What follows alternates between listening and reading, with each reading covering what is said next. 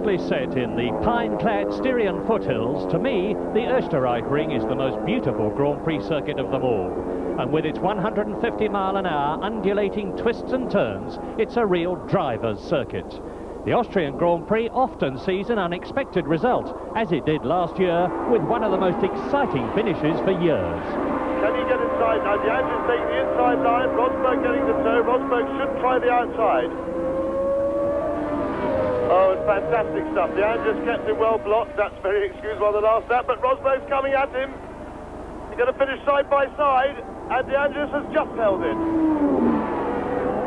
This year, Elio De Angelis has yet to score a World Championship point, and Keke Rosberg, the reigning champion, is only in 5th place. But with 125 points to be shared from the remaining 5 races, any of the top 4 drivers, Prost, Piquet, Tambay and Arnoux, could be the 1983 champion. Ferrari lead Renault in the Constructors' Championship, but by only 3 points. And Brabham at 3rd are still very much in the hunt. But without turbo engines yet, Williams and McLaren seem unlikely to move up the table.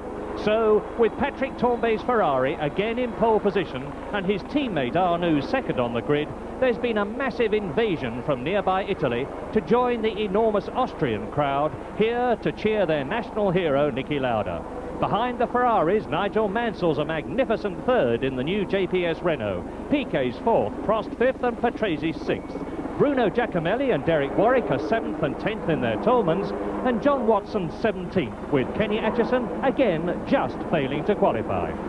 There he is, pole position, Patrick Tambay in the V6 turbocharged Ferrari. Hi, Mom.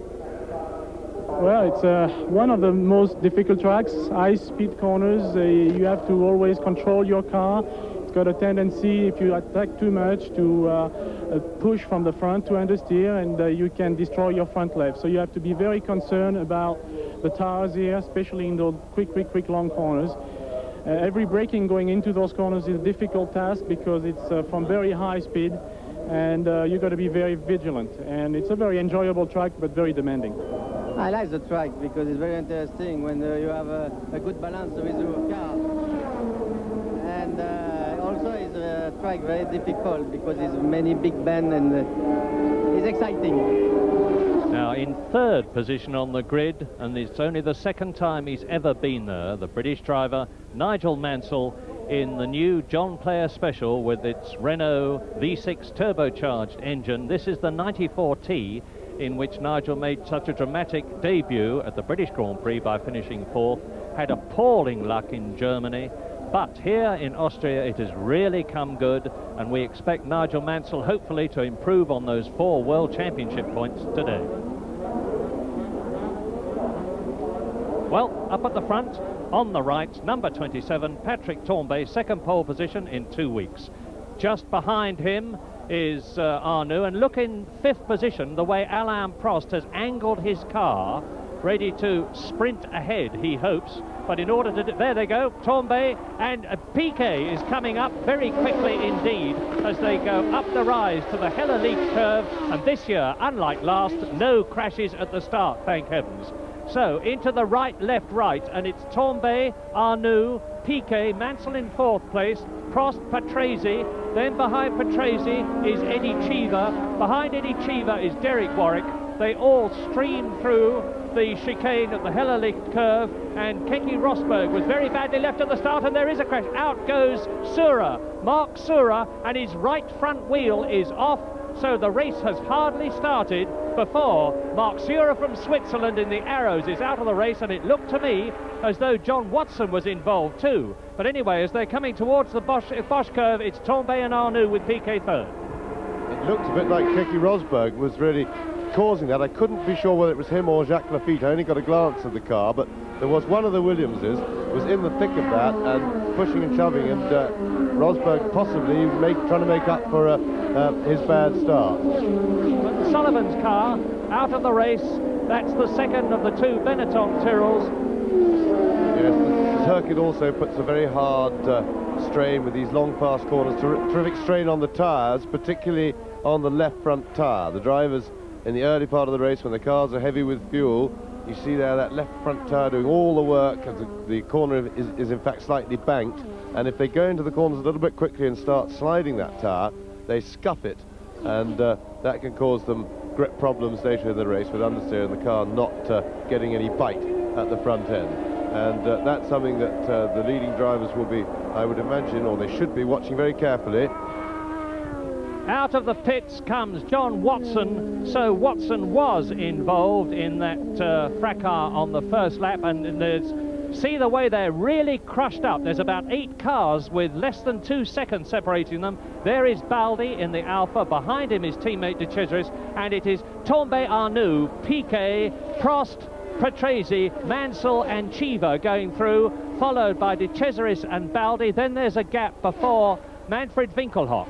Now watch the 2 Ferraris. 27 Tombe, 28 Arnoux. They've got the lead positions.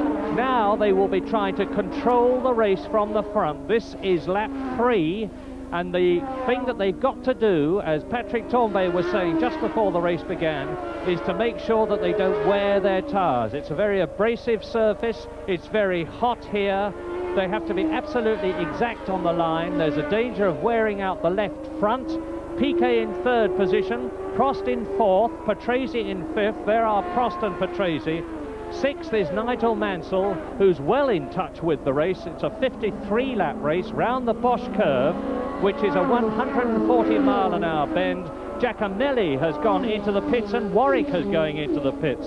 It looks like it's Stefan Johansson, definitely. Oh, well, the Grand Prix of 1983, and this is Stefan's 3rd Grand Prix, have not been happy for the Swedish driver. On lap 11 then, you see the leaders together, and I confirm, as we see René Arnoux in 2nd place with Tombe ahead of him, Piquet 3rd, Prost 4th, Patrese 5th and Nigel Mansell 6th, that out of the Austrian Grand Prix, and we are now on lap 11 out of 53, have gone Mark Surer, Danny Sullivan, Derek Warwick, Stefan Johansson, and almost certainly Michele Alboreto, who has disappeared from our lap chart at the moment, so that means both the Tyrrells have struck some sort of trouble. Elio De Angelis is now out of the race because he had trouble. He was involved in that incident at the start, so last year's winner, Elio De Angelis, will not be appearing anywhere near the rostrum for 1st, 2nd and 3rd at the end of the Austrian Grand Prix. Domination by Ferrari, who with their British engineer Dr. Harvey Postlethwaite's chassis and the superb Ferrari V6 turbo motor, which not only develops an enormous amount of horsepower, more than anybody else's turbo engine, but is reliable, really have got everything beautifully together.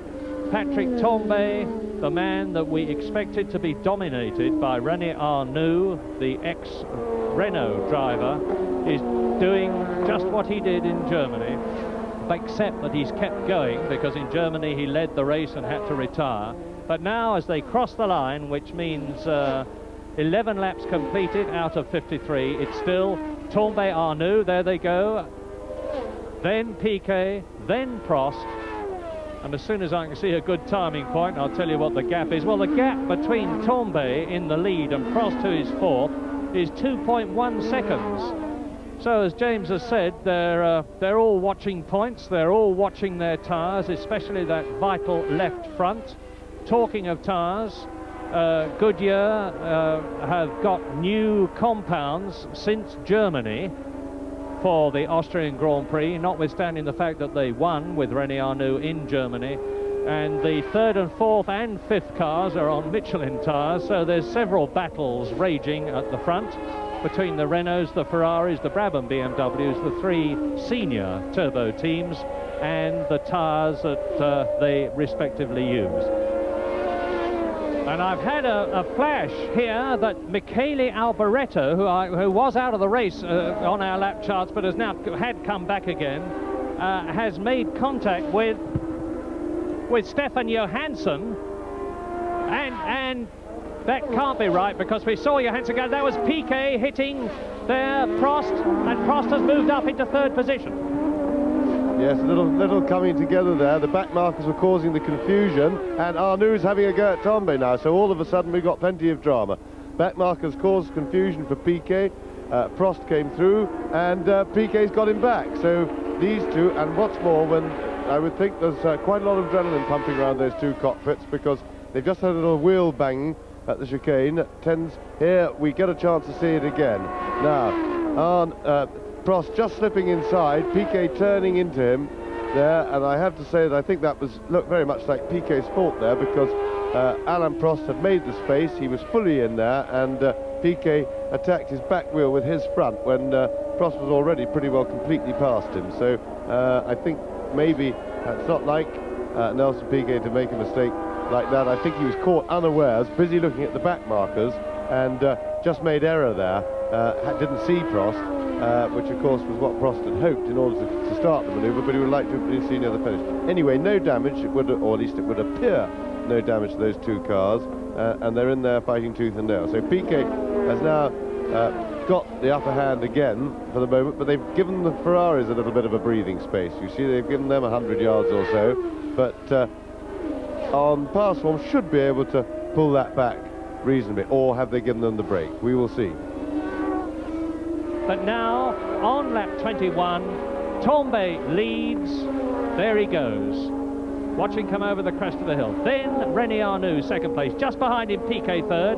Just behind him, Prost fourth. In fifth position, Riccardo Patrese. So both the Brabham BMWs are still running.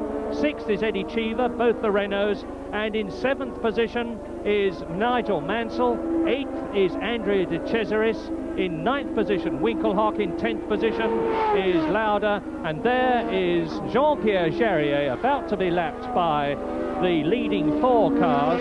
Whatever it was wrong with Jarier's car has been put right. And now he's going to be passed by his fellow Frenchman, Patrick Tombe. Well, we hope he is. We've said in the past that Jean-Pierre Jarier is not always the easiest man in the field to pass. Is he going to be difficult again? And it's given Arnoux an opportunity to have a sharp look at Tombe's.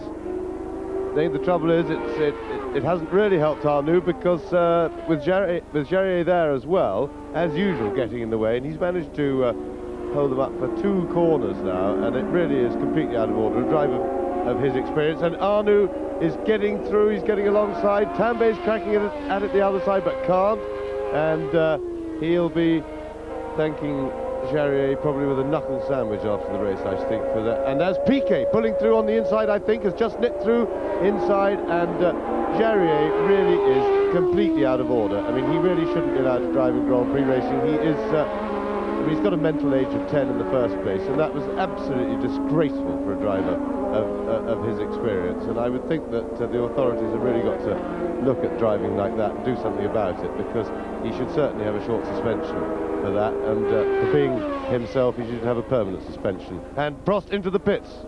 Yes, Alain Prost coming into the pits on time in fourth position on the 22nd lap after. Now let's watch stop. Start the stopwatch, the usual drill, calm, precise.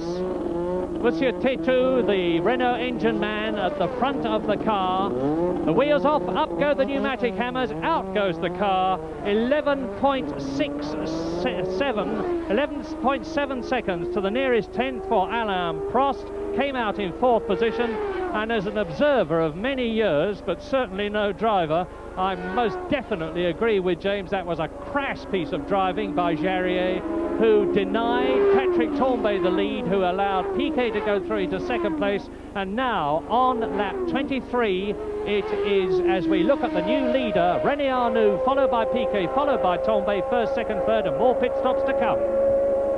And there is Cheever into the pits. Eddie Cheever, his teammate's time was 11.7 seconds. The wheels stop, and actually the jacks are under the car, and the load is off the wheels before they've even stopped turning. Eddie Cheever keeping the engine running, and that's a really super pit stop. That is 10.7 seconds for Eddie Cheever, which is a second faster than his teammate Alain Prost. And there goes René Arnoux in for his stop. So this is the big, vital, important stop.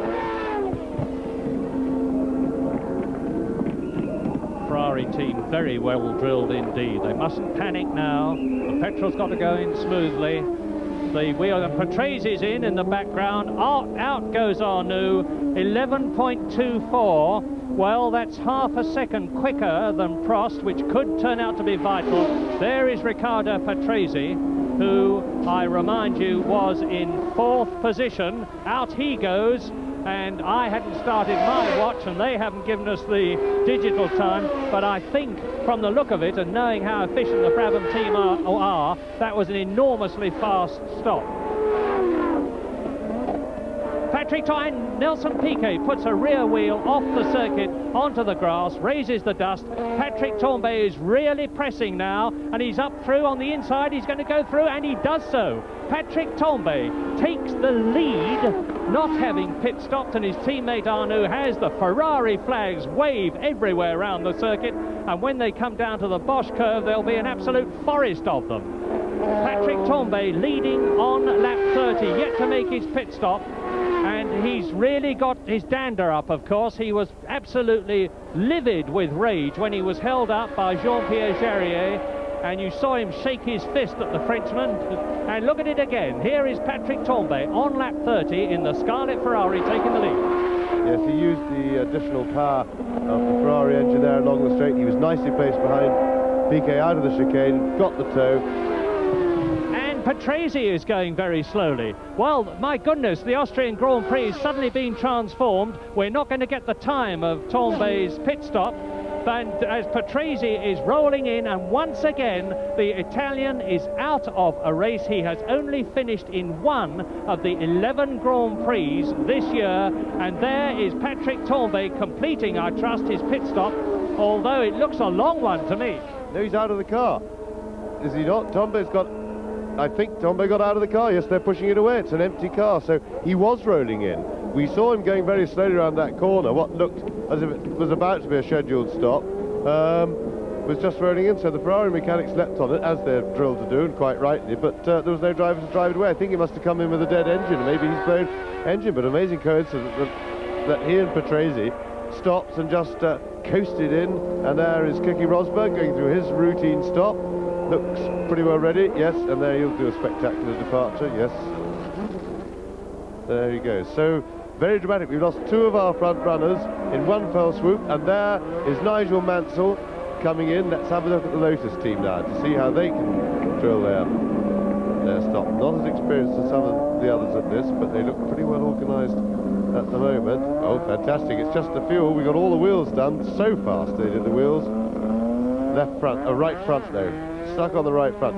Nearly a very, very good stop for Nigel Mansell, but a little trouble with the right front, a little slow with the fuel as well. And but they, as I say, are pretty new to this game, and they will certainly get better. They're a good team fundamentally, and they'll get better and better. So the race is transformed. Patrick Tambay out of it, and there is Nelson Piquet in the pits. And watch it, 10.2 seconds for Nelson Piquet. That is the fastest that we've had so far. The second fastest, Chiva. Now, on lap 32, let's look at the situation. It means that up into the lead now, with Tambay out of it, must, of course, be René Arnoux.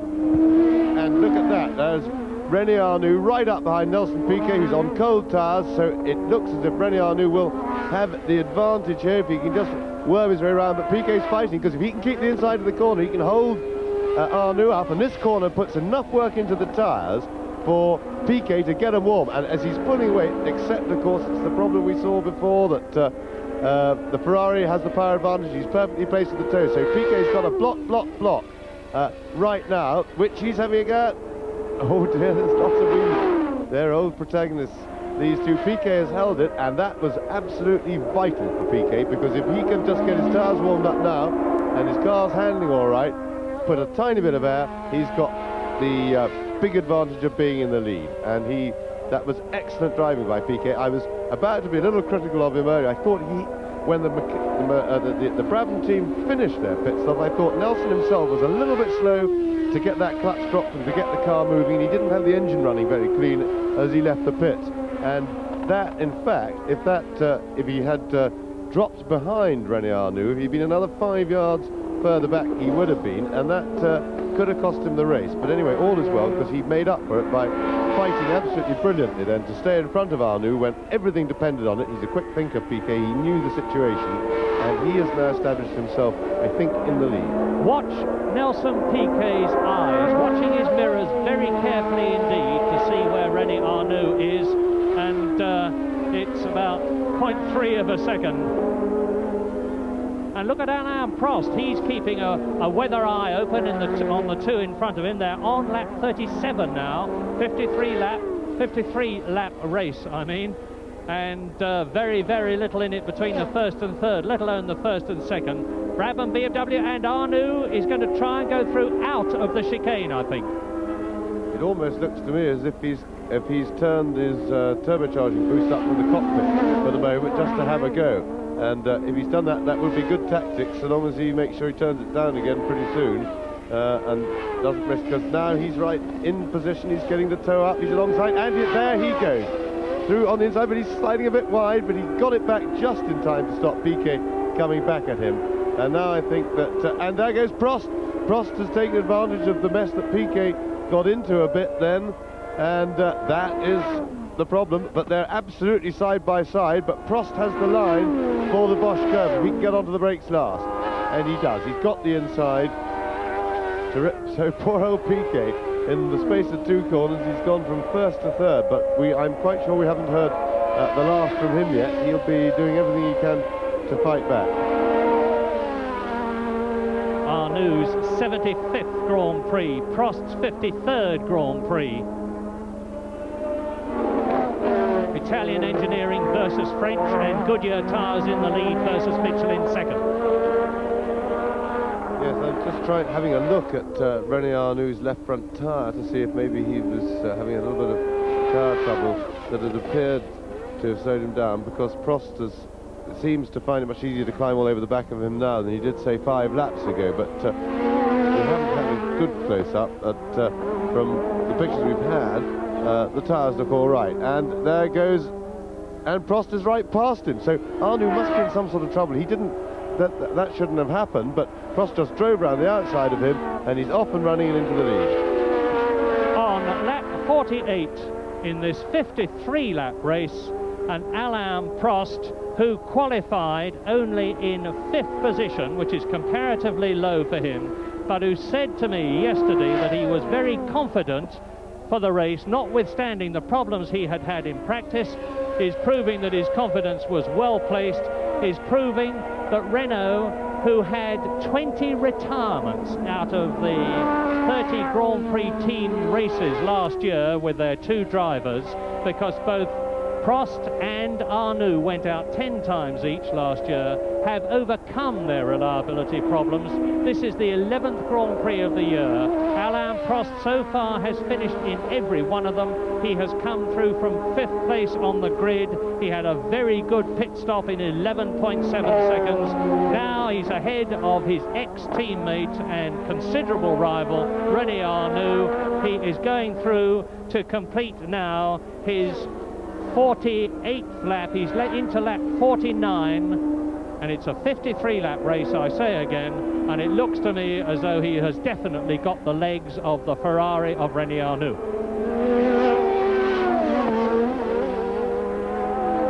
Niki Lauda there in 6th place, and the 2 leaders are indeed the men who have dominated Grand Prix this year. Alain Prost has won 3 Grand Prix, still watching Niki Lauda, who's won more Grand Prix than anybody in this race, number 8 in the Marlboro McLaren with the Ford Cosworth DFY engine, the latest one, and he's the leading non-turbocharged car.